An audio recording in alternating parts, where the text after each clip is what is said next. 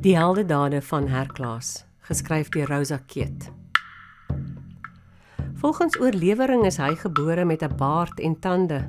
Kon hy praat en sy hande vir alles gebruik. So het dit gebeur. Net so.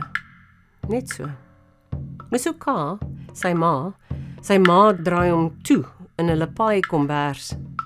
Mukiti, sy pa gee hom toe 'n knopkierie, 'n skerp assegaai en 'n skimmelvers. So het dit gebeur. Net so. Hy vang 'n geelip slang in 'n kaal handklem. Hy sny die geelip slang oop met 'n lem. Hy melk die gif van die geelip slang. Hy vang die gif van die geelip slang in die sagte dieptes van sy wang. So het dit gebeur. Net so. Rammetjie uitnek. So het die sirkel begin. Net so. Op 6, toe speel hy trom. Dans die volstruisdans suggestief. Ai, sê die vroue. Ai, sê die manne. En die oudstes kyk ander pad. Op 7 lees hy voorbodes in geraamtes, in voëls. Aasvoëls, sê hy, is altyd billik. Ai, sê die vroue. Au, sê die manne. En die oudstes kyk ander pad.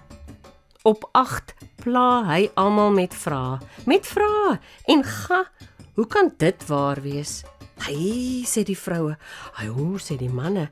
In een stem sê die oudstes. Loop skilpadvere. Op 9 jag hy leeu's. Hy slag een af, sit die kop op sy kop, hang die skouers oor sy skouers, gebruik die stert vir 'n liesriem. Ai, sê die vroue. Ai, sê die manne. En die oudstes kyk ander pad. Rammetjie uitnek.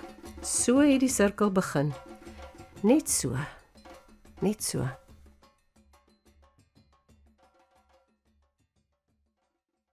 Herklaas was 'n held. Met sy leeuvel pronk hy rond, brul van plesier, 'n soepellat en dubbeldier. Kom, sê die mense, daar's 'n monster los in die dennebos. Hy het 9 koppe, hy het die lyf van 'n hert, hy het 'n pyl in sy stert. Ons hoor, as jy ruik aan sy spoor, dan gryp die gif in jou gees deur die tonnels van jou neus. Wag, sê Herklaas. En sonder om te raas, draai hy sy neus met sy leeuvel toe. Vat hy 'n koolwarm tak in 'n beespenssak, vat hy 9 hoenders en 'n vlijmskerp mes, vat hy 'n reuse knuppel en 'n koringbierfles. Hy kry die monster in die bos, maak die hoenders een los, soos wat die koppe vreet, kry hy hulle een beet, woeps met die knuppel, sny met die lem, skroei waar dit bloei met die tak uit die sak.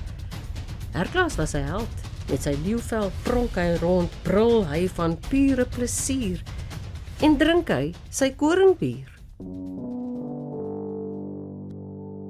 In perfekte balans tussen wakker en slaap lê Herklaas onder 'n boom en droom. Hy droom oor die koning se dogter. Sy is vroom en fatsoenlik, sê nie kwik of kwak nie, rook nie dagga of twak nie, drink nie tiermelk of bier nie, doen amper niks vir plesier nie. Herklaas lê onder 'n boom. Hy droom van haar. Sy kop is vol van haar. Oop oog droom hy van haar. En die wêreld sluip siekies verby die boom waar Herklaas droom. Die koning se dogter word Herklaas se vrou. Musuka huil uit een oog uit, maar haar hart is bly en droog. Die beste beestevleis, die volste kalbasse word voorgesit. Die mense dans en sing, elke kakebeen lag, soos mielies op 'n stronk sit elke tand oop. Geen padda of muis loer nie uit sy gat uit nie. Geen voël of vis kyk nie om nie. Geen gees of vlees neem nie kennis nie. Want Herklaas trou en die koning se dogter word sy vrou.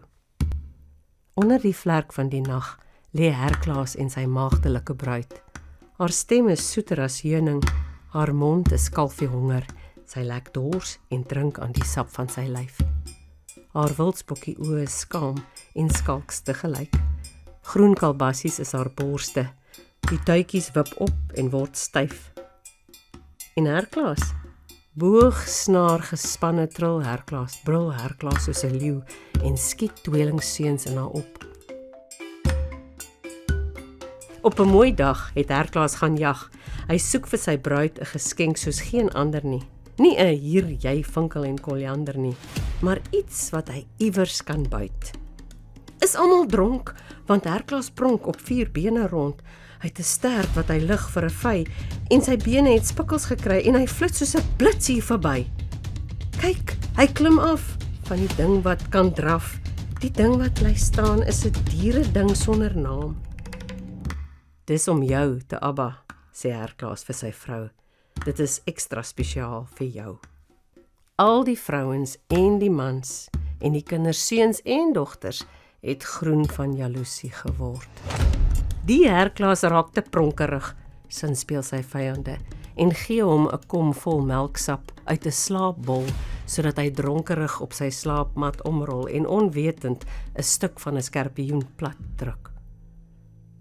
Hulle dra hom stilletjies na die oewer van die kuil, waar Kahang die waterslang skuil, om daar wit geskrik tussen die bissies te sit en te kyk hoe Kahang sy kake uit lid uitpluk, om Herklaas in baie klein bietjies stuk vir stuk geheel en al in te sluk.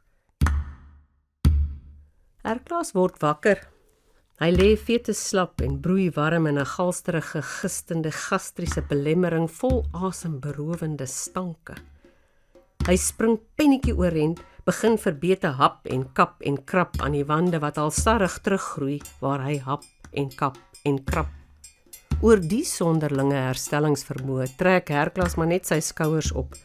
Later voer hy stukkies maagwand aan die krappe en krewe wat tussen die sappe rond skarrel. 3 volle dae en 3 volle nagte het Herklaas gehap en gekap en gekrap.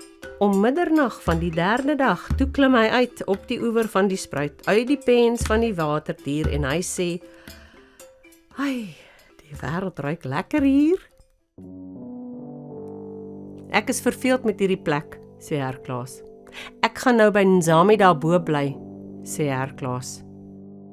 En hy pak sy goed, hy vat sy vrou en sy kinders en sy beeste en sy skape en sy hoenders en hy trek.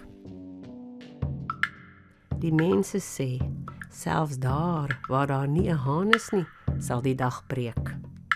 Maar wat is Herklaas, dat hy soos 'n vleisetende plant of 'n vleiende vis in die bo- en onderwêreld kan loop? Ons sal hom mis, sê die mense. Maar selfs daar waar daar nie 'n haan is nie, sal die dag breek. So is die sirkel voltooi. Net so. Net so.